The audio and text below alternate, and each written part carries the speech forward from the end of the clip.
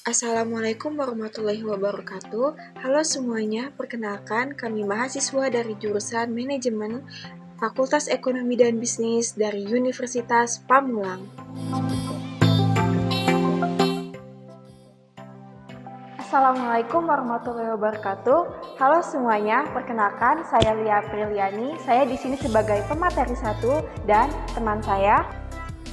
Perkenalkan, nama saya Fajar Bayu Prasetyo sebagai pemateri 2. Selanjutnya, Halo, perkenalkan nama saya Tamara Kristia sebagai pemateri 3.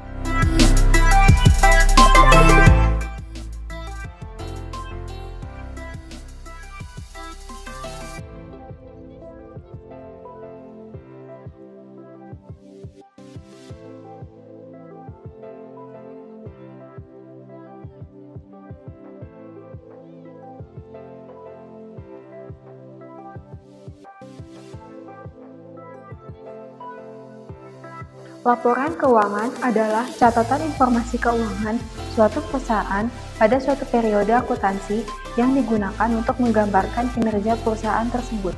Laporan keuangan merupakan bagian dari proses pelaporan keuangan di mana biasanya sering dilakukan audit oleh lembaga pemerintah, akuntan, firma, atau lembaga lainnya dengan tujuan untuk memastikan akurasi dan untuk tujuan pajak, pembiayaan, atau investasi.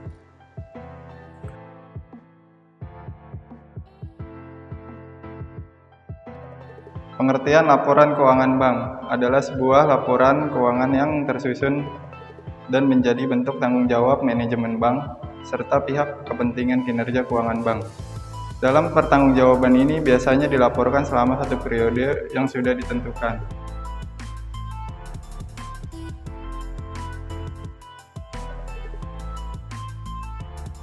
Komponen laporan keuangan yaitu laporan neraca, laporan laba rugi, laporan perubahan modal, laporan arus kas, dan catatan atas laporan keuangan.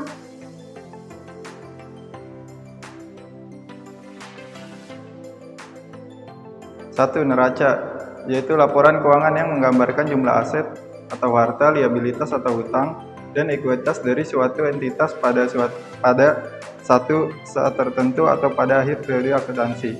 Berikut adalah contohnya.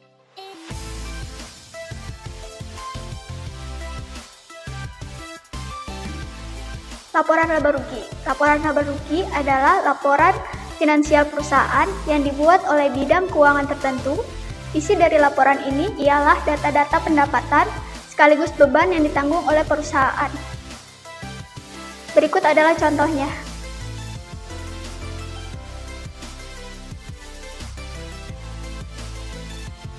Laporan perubahan modal adalah relevansi antara saldo awal dan saldo akhir dari modal atau ekuitas pemegang saham. Ini merupakan jenis laporan keuangan yang berisi rangkuman transaksi terkait dengan ekuitas pemegang saham selama periode akuntansi tertentu. Dan di samping ini adalah contoh dari laporan perubahan modal.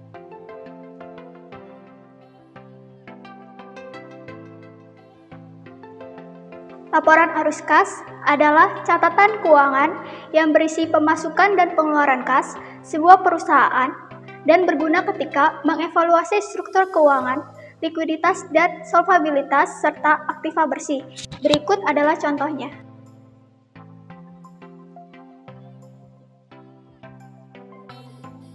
Catatan atas laporan keuangan adalah komponen laporan keuangan yang memberikan penjelasan mengenai gambaran umum entitas usaha, ikhtisar kebijakan akuntansi, penjelasan atas pos-pos laporan keuangan, dan informasi penting lainnya yang diperlukan untuk kepentingan penyajian kewajaran laporan keuangan.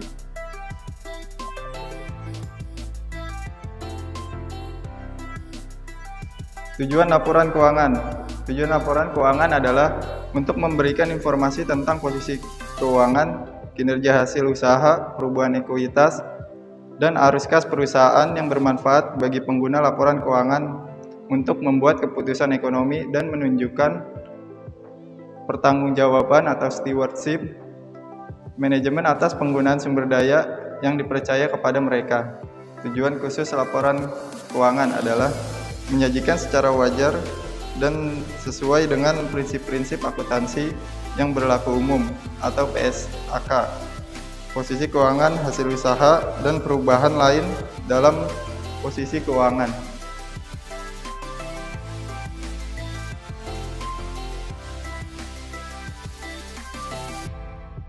Keterbatasan laporan keuangan yaitu pertama, bersifat historis yang menunjukkan transaksi dan peristiwa yang telah terjadi di masa lampau.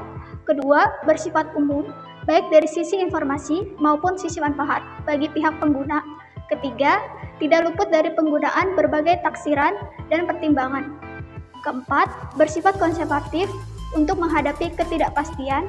Kelima, lebih menekankan pada penyajian transaksi dan peristiwa sesuai dengan substansi dan realitas ekonomi daripada formalitas bentuk hukumnya.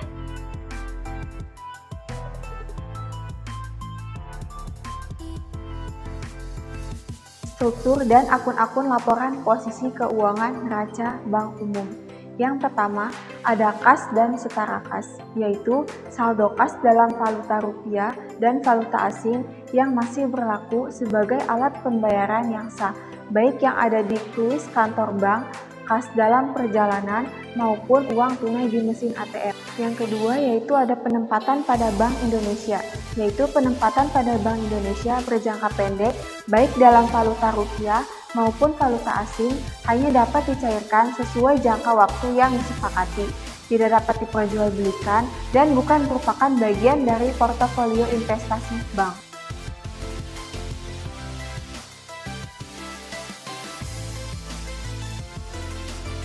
Yang ketiga, penempatan pada bank lain atau penempatan antar bank. Penempatan pada bank lain atau antar bank berjangka pendek baik dalam valuta rupiah maupun valuta asing. Yang keempat, tagihan atau liabilitas spot dan derivatif adalah tagihan atau kewajiban yang terbit dari transaksi valuta asing dan instrumen derivatif. Yang kelima, surat berharga atau efek adalah instrumen keuangan yang merupakan surat pengakuan hutang, wesel, obligasi, sekuritas kredit. Keenam, surat berharga yang dijual dengan janji dibeli kembali atau repo, dan tagihan atas surat berharga yang dibeli dengan janji dijual kembali atau reverse repo.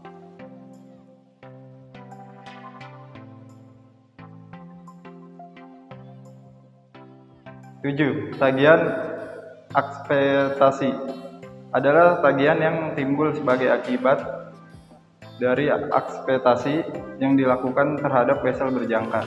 8. Kredit yang diberikan, yaitu penyedia uang atau tagihan yang dapat dipersamakan dengan itu berdasarkan persetujuan atau kesepakatan pinjam-meminjam antar bank dengan pihak lain, yaitu peminjam yang mewajibkan pihak peminjam untuk melunasi utangnya setelah jangka waktu tertentu dengan pemberian bunga. Ke-9, penyertaan modal, yaitu penanaman dana bank dalam bentuk saham dan bank lain dan atau perusahaan di bidang keuangan lainnya sebagaimana diatur dalam peraturan perundang-undangan yang berlaku.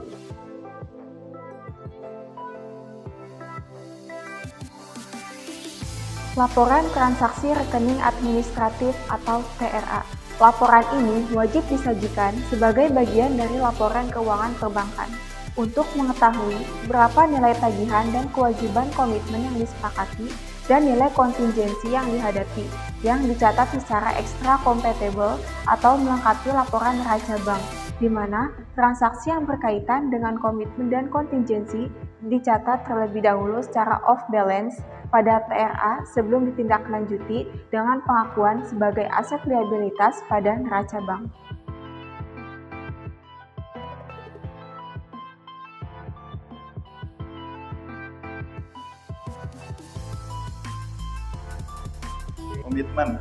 Komitmen adalah suatu perikatan atau kontrak berupa janji yang tidak dapat dibatalkan secara sepihak dan harus dilaksanakan apabila persyaratan yang disepakati bersama dipenuhi.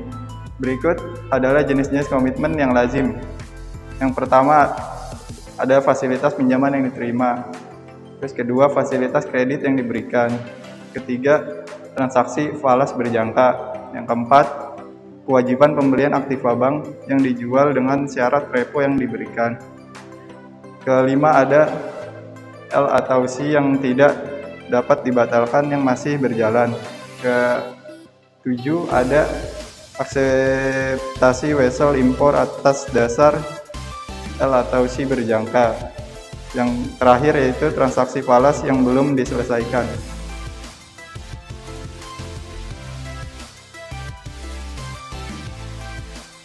Kontingensi.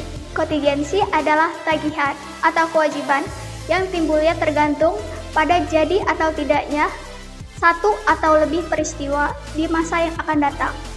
Jenis-jenis kontingensi yaitu yang pertama, garansi bank, kedua, L or C yang dibatalkan, yang ketiga, transaksi opsi valuta asing.